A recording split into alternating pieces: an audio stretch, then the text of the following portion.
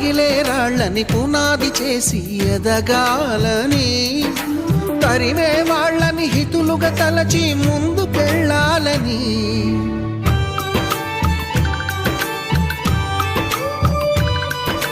కన్నుల నీటిని కలల సాగుకై వాడుకోవాలని, కాల్చే నిప్పుని ప్రమిదగా మలచి కాంతి పంచాలని, గుండెతో ధైర్యం చెప్పెను, చూపుతో మార్గం చెప్పెను, అడుగుతో గమ్యం చెప్పెను. నేనున్నానని